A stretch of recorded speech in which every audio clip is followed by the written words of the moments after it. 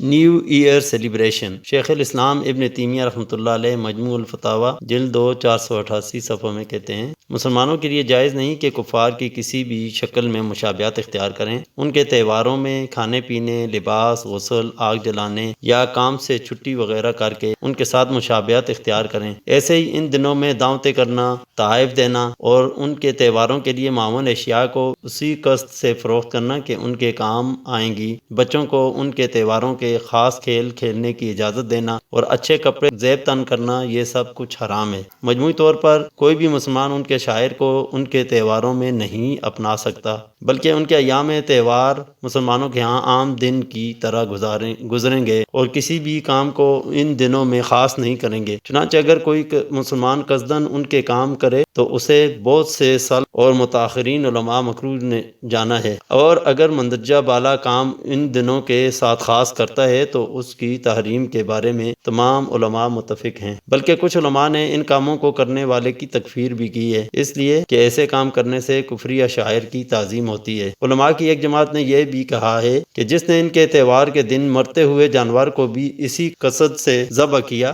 گویا کہ اس نے خنزیر ذبح کیا۔ عبداللہ بن عمر بن العاص رضی اللہ تعالیٰ عنہ کہتے ہیں، جس نے اجمیوں کے پیچھے چلتے ہوئے اور ان کے تہوار نیروز اور مہرجان منائے اور ان کی مشابہت اختیار کی، یہاں تک کہ اسے اسی حالت میں موت آ گئی، تو قیامت کے دن انہی کے ساتھ اٹھایا جائے گا۔ جبکہ امیر المومنین عمر بن خطاب رضی اللہ تعالیٰ عنہ اور دیگر صحابہ کرام کے ساتھ ساتھ ائمہ کرام نے بھی ان پر لازم کیا ہوا تھا کہ اپنے تہوار اعلانیہ طور پر نہیں منائیں گے، بلکہ اپنے اپنے گھروں تک محدود رکھیں گے۔ بہت سے سلف نے فرمان باری تعالیٰ والذین لا یشہدون الزور، وہ لوگ بیہودہ محفلوں میں شریک نہیں ہوتے، اس آیت کی تفسیر میں بیان کیا ہے کہ اس کا مطلب ہے کہ وہ کفار کے تہواروں میں شرکت نہیں کرتے۔ چنانچہ اگر صرف شرکت کا یہ حال ہے تو ان افعال کرنے کے بارے میں کیا ہوگا جو ان کے تہواروں کے ساتھ خاص ہیں؟ جبکہ نبی کریم صلی اللہ علیہ وآلہ وسلم سے مسند اور سنن میں یہ روایت موجود ہے کہ جس نے جس قوم کی مشابہت اختیار کی وہ انہی میں سے ہے۔ ایک لفظ میں ہے وہ ہم میں سے نہیں جس نے کسی دوسرے کی مشابہت اختیار کی۔ یہ حدیث جید ہے۔ اگر صرف مشابہت میں یہ حکم ہے، چاہے اس کا تعلق رہن سہن سے ہی کیوں نہ ہو،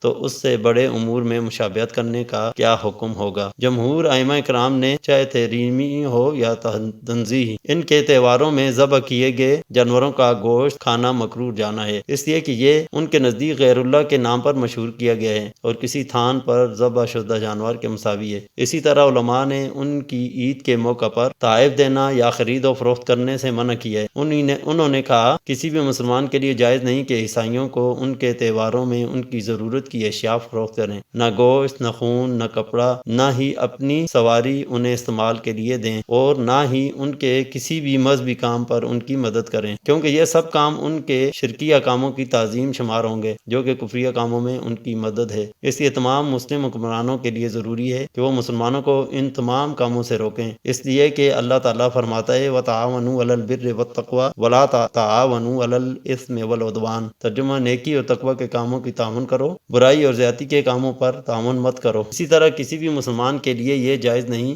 کہ وہ انہیں شراب نوشی میں مدد فراہم کرتے ہوئے ان کے لیے شراب تیار کرے۔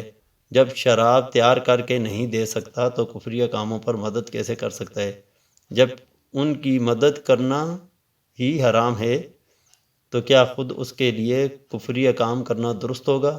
جزاک اللہ خیر۔